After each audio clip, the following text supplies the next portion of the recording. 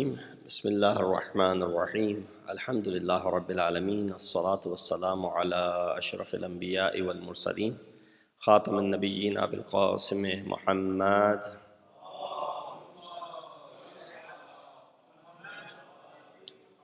وأهل بيته الطيبين الطاهرين المعصومين الذين أذهب الله عنهم الرجس وطهرهم تطهيرا.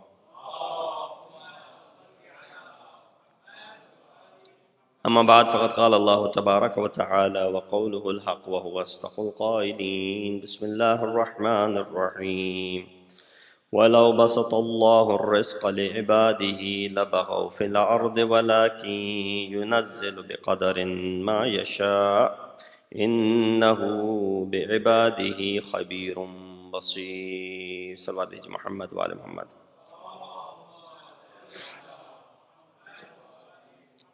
Assalamu alaikum wa rahmatullahi wa barakatuhu. These last few days that remain from the month of Shahr Ramadan, I guess, becomes difficult as we go and, going towards the end, coming towards the end. For you've been fasting for the entire month. Definitely, it's one of the most difficult of the ibadat. But Alhamdulillah, Allah subhanahu wa ta'ala is the one who gives us this tawfiq. And He's the one who has provided this means for us to be able to fast. And you have been able to successfully bring it to a close. Only a few more days left until Eid al-Fitr. And you go back to your fitrat. You go back to your natural state. And that is, enjoying food and drinks from dawn till dusk. But these are indeed days that you then reflect upon. And then you think about and you reminisce about. And then that's why Riwayat mention that when the month of Shawwal begins, fast for a few days. So by bidding farewell to this month of Ramadan, how you bid farewell to someone who's beloved, someone who's leaving you. So you walk a few steps with them. And therefore you fast for a few days. Some Riwayat say 6. So that you have at least walked with the month of Ramadan to an extent. Let's see how many of us have the opportunity after the month of Ramadan is over to be able to make up or to be able to walk along with the holy month of Ramadan for a few steps and fast for 6 days. The ayat that I recited is basically a summary of the 25th juz of the Holy Quran. 25th juz of the Holy Quran, yes. And because we recited that juz tonight, and I wanted to just recap as to what is being discussed. Many of the things that we were able to talk about in the earlier days and the earlier nights. I think the echo is on. If you can turn off the echo, I would appreciate it. Sallu ala Muhammad wa ali Muhammad.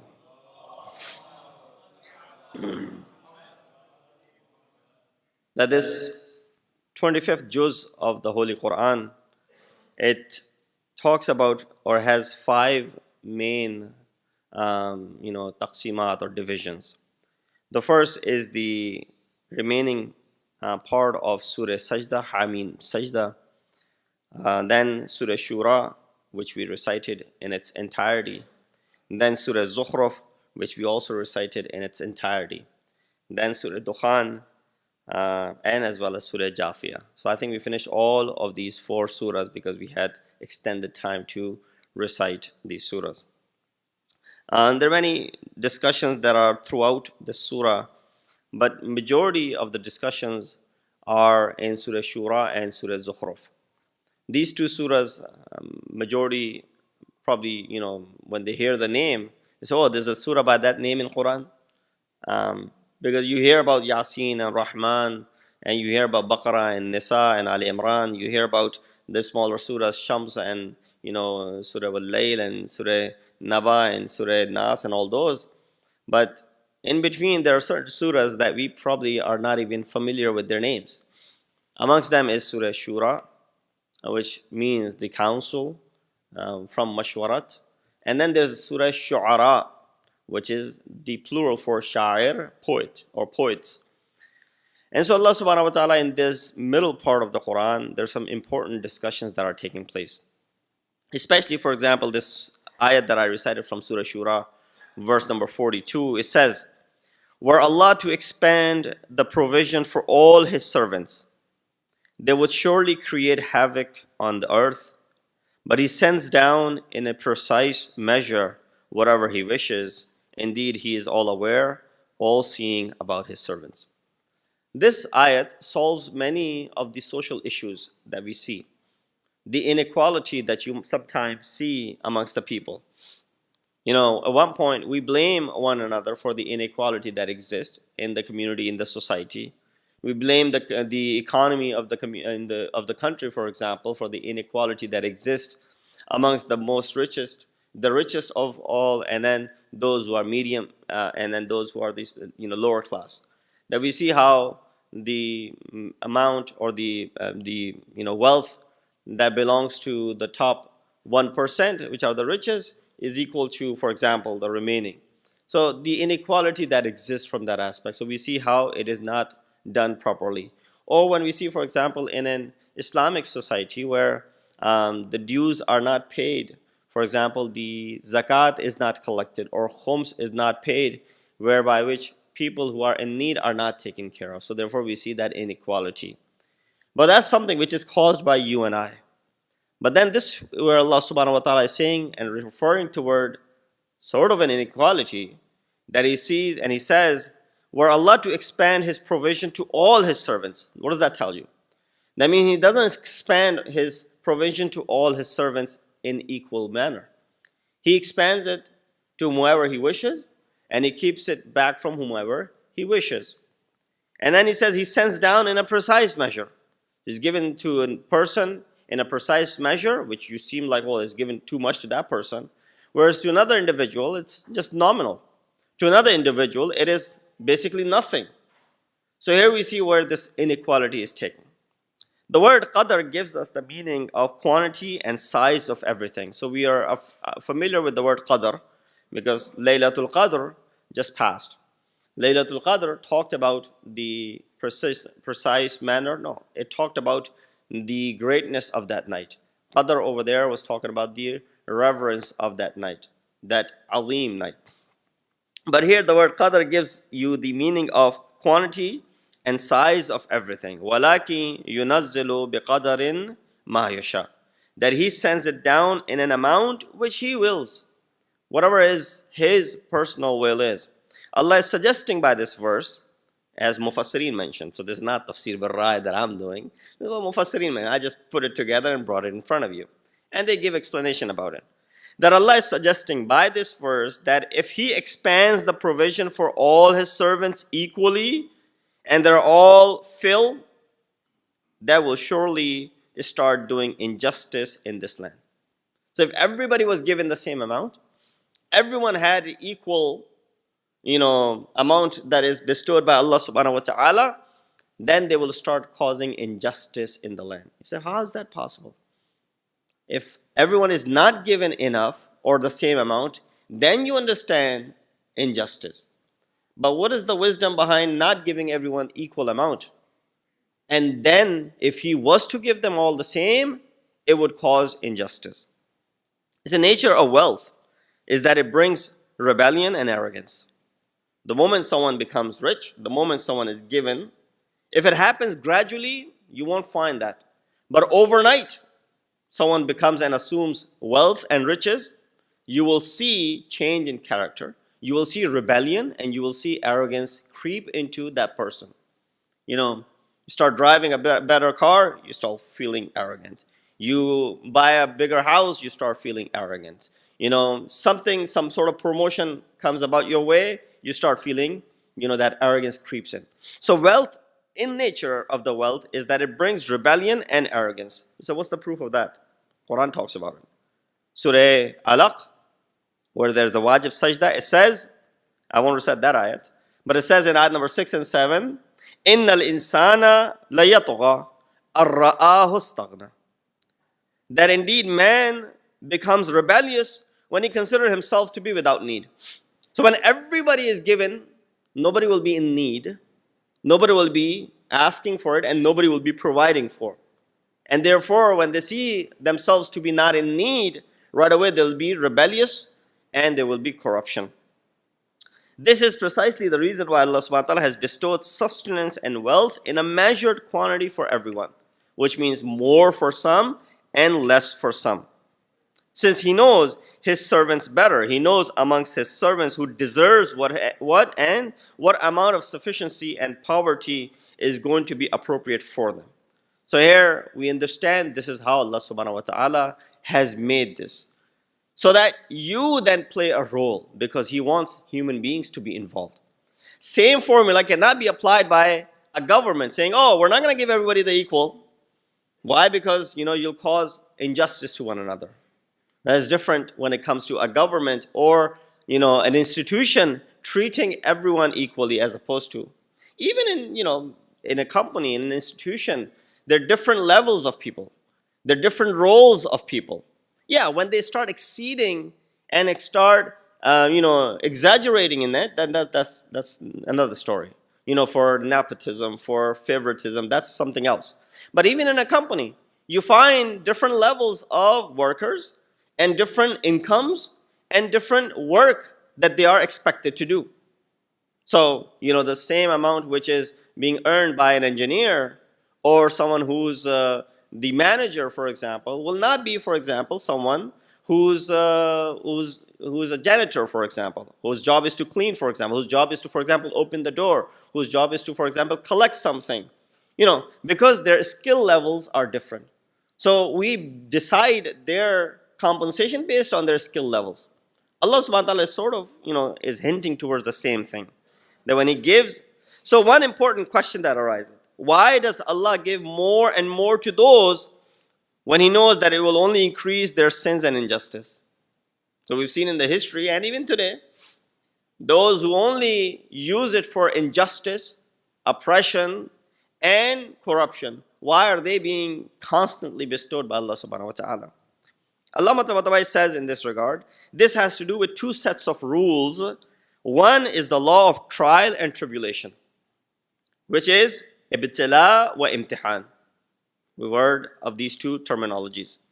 And second, law of deception, makr, and gradual bestowal upon request, istidraj. Makr and istidraj and ibtila wa imtihan. These two laws become the reason why Allah still bestows wealth to those who are disbelievers. Makr, which is deception, and istidraj, disbelievers and the rebellious. He continues to give them more and more, and they continue to receive. It is due to this makr, this deception that they're living in. This discussion has another side where the question is why some are deprived even from the amount which is needed. Forget about giving them a lot. But the fact that enough for them to be able to survive, just enough that is needed for their survival, some are not even given that much. It's either because of the law of trial, and also it could be sometimes caused by their own sins. It could be caused by their own sins. You say, well, how does that equate that we thought that sins are only compensated in the hereafter? So why is it that it's, one is being punished for sinning over here by means of sustenance is taken away or lessening of their sustenance? There are two ayat in Quran, one in Surah Ra'd, ayat number 11. It says, Inna Allaha la yughayyiru ma biqawmin hatta yughayyiru ma bi anfusihim. That Allah does not change the state of a qawm until they change their own state. So you have to work, you have to do some harakat, you have to move, you have to do something in order for something to come your way. So Allah subhanahu wa ta'ala is not going to be helpful to stagnant, a stationary nation.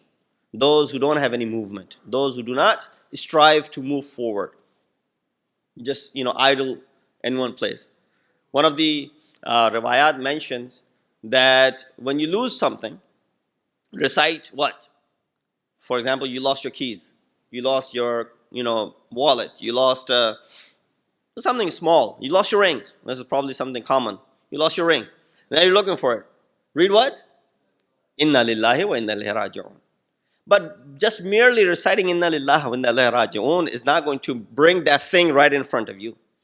You still have to search for it and recite Inna lillahi wa inna ilaihi raji'un. So what does that mean? Then why would I even recite it? If I still have to find it, why would I go ahead and recite Inna lillahi wa inna ilaihi raji'un? No. You do your sa'i by reciting the dhikr. Allah subhanahu wa ta'ala will make it easier for you. He'll make you look at places where it could be, while you be just wandering around here and there. Yeah, but you lost it over here, and no matter how much Inna Lillah you recite, if you're looking for it in the other hall, no, it's not going to help. So there are some things that have to be done from your part in order for this Inna Lillah wa Inna Ilaihi Raji'un to work. So that's what Allah says, Inna Allah la yughayyiru ma biqawmin hatta yughayyiru ma bi anfusihim. Allah does not change the state of a people who do not make this change themselves. Second ayah from Surah Shura, the same surah that we've been discussing. وَمَا أَصَابَكُم مِّن مُصِيبَةٍ فَبِمَا كَسَبَتْ أَيْدِيكُمْ وَيَعْفُ عَنْ كَثِيرٍ. There's not an affliction that comes towards you which is not caused by your own hands. وَيَعْفُ عَنْ كَثِيرٍ. Allah subhanahu wa ta'ala forgives many. A lot of time some have contradicted by saying that the masaib or the musibah in this verse is not referring towards the masaib of this world and the musibah that come toward you in this world. For example, I lose a house, tornado hits my house and it destroys it. For example, I lose a job or lose a loved one, for example. Different types of calamities and masaib that happen in this world. They say, well, this is not referring toward the masaib of this world. Since the world is a place of action and not reward and punishment. This is a naive mistake on their behalf. There are numerous verses and ahadith which mention that insan is sometimes punished in this world for the actions within this world. In fact, dua is made that, oh Allah, punish me in this world for my mistakes and don't keep it for the hereafter. Similar dua is made, oh Allah, compensate me for my goods over there and not in this world. Because you want your goods to be seen over there and you want your lapses to be compensated over here. You don't want the lapses to be compensated over there because it's adhab ukhravi, could be jahannam. So you want to stay away from that. You don't want, Allah to compensate you for your good deeds over here because the worldly thing will perish within this world. I'd rather have the reward over there. So what Allah subhanahu wa ta'ala is going to bestow could be a paradise. So therefore you would rather have the reward for your goods over there and adhab for your sins and lapses in this world. So these du'as are there. So a lot of ahadith mention that insan sometimes punished for his actions within this world. Although the world isn't a place of reward and punishment, and not all the accounts are cleared here, but completely denying this phenomena is denying those riwayat and those verses. Salawat bi Muhammad wa ali Muhammad.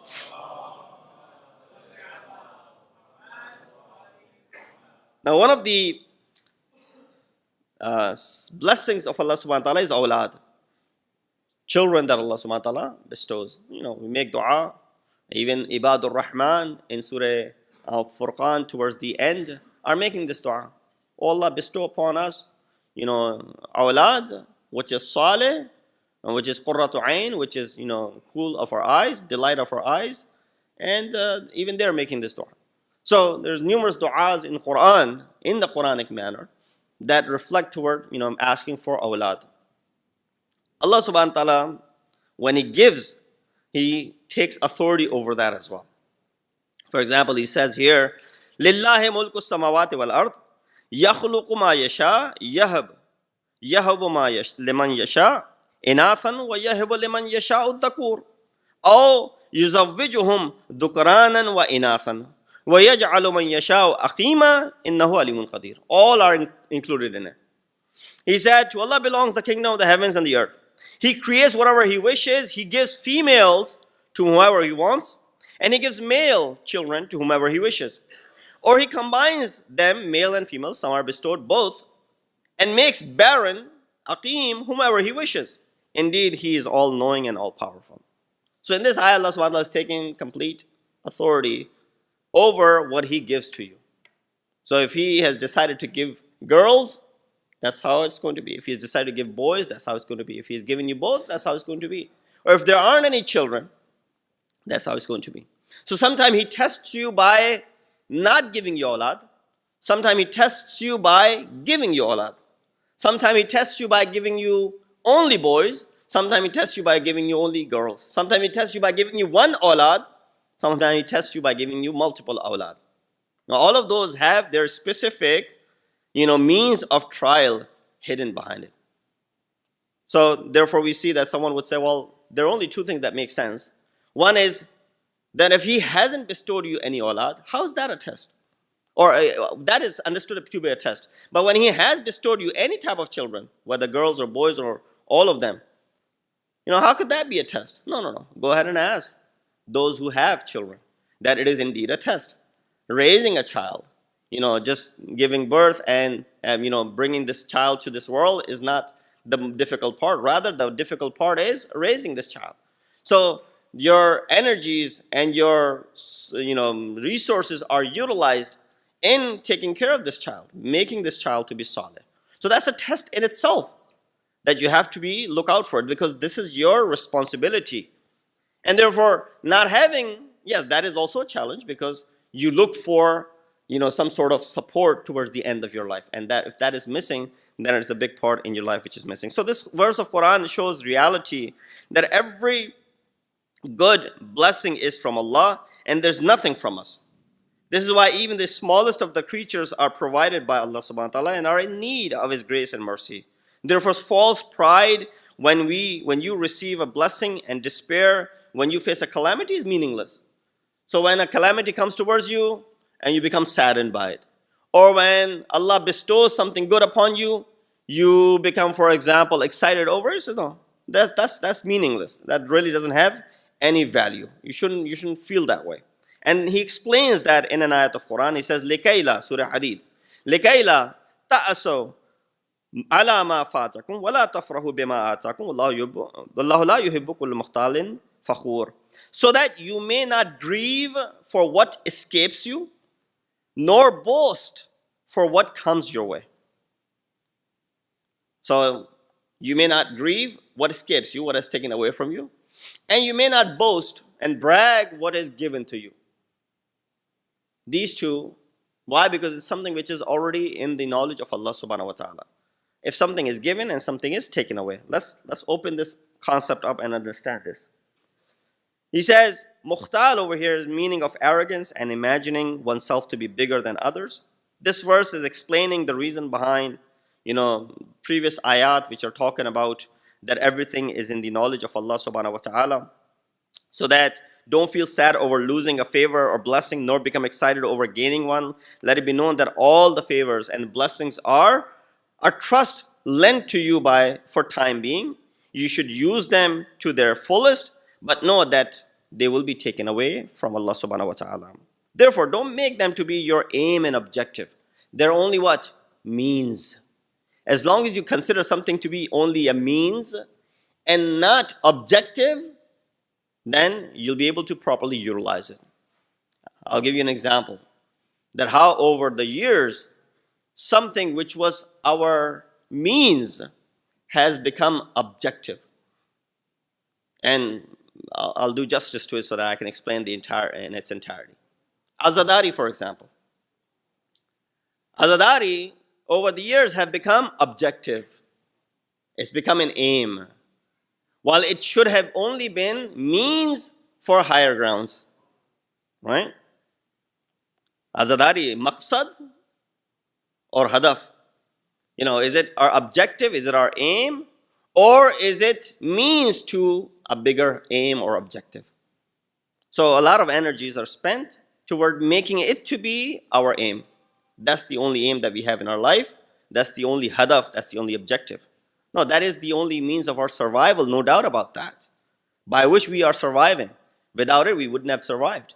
The sacrifice of Sayyid al-Shuhada is the epitome, this is the reason why you and I are here. This is why we have this religion. The religion has survived. No doubt about it. But their sacrifice and this commemoration is what? Is not our objective. It's only our means. This Azadari should be done as means to higher grounds. So what could be higher than Azadari? Well, higher than Azadari is for what Imam Hussein gave his life. For which Imam Hussein, sacrificed his family members.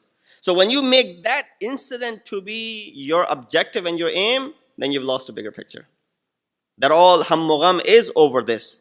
Now what you get out of it is the bigger picture over here. So that's why a lot of time we make certain things to be our objective and our aim, while they're only means to get to something higher. Salawat biji Muhammad wa ali Muhammad. We can understand our role by looking at the bank's teller. You go to him, you deposit money, he receives cash, he receives checks, and he deposits them in the account. Now, if he starts feeling, excited if a lot of money comes in, or if he starts feeling sad when people are withdrawing all the money from the bank, it doesn't make any sense. It was their money, they put it in there, and it was their money, they took it out. And so he shouldn't feel excited when a lot of money is coming in. Well, he may, because then the business will grow for their bank and they'll be able to invest in other places. But, that which they need is coming in anyway. So this is where you understand the concept of likay la ta'asaw. Don't be in despair for what you have lost, and don't feel brag or don't boast over what you have gained. Salawat biji Muhammad wa ali Muhammad. So God, by telling us that everything is part of a system designed from before in order to bring your souls to the heights of perfection, so that these bitter and sweet events no longer affect you. Yeah. There's so many quotes from Sayyid al-Shuhada. There's so many quotes from our fourth Imam, that if Deen Khuda is to be saved, then, many Husseins could be sacrificed over it. If Deen Khuda could be saved, then, our necks are again present.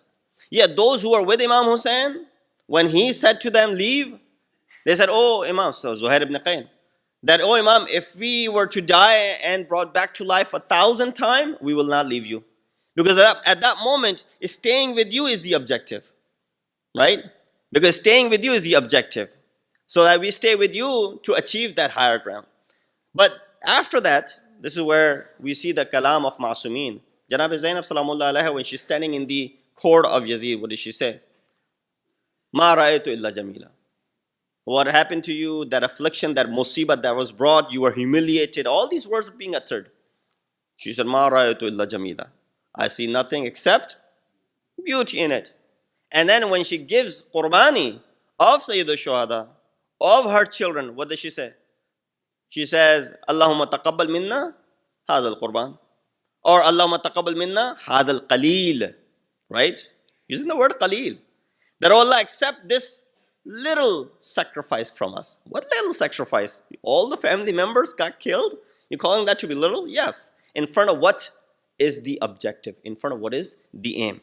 So right away we see the kalam of even Imam Hussein in the face of death, in the last moments of his life. He said, oh Allah, I'm pleased with your decree, and I'm forbearing in front of these trials and tribulations.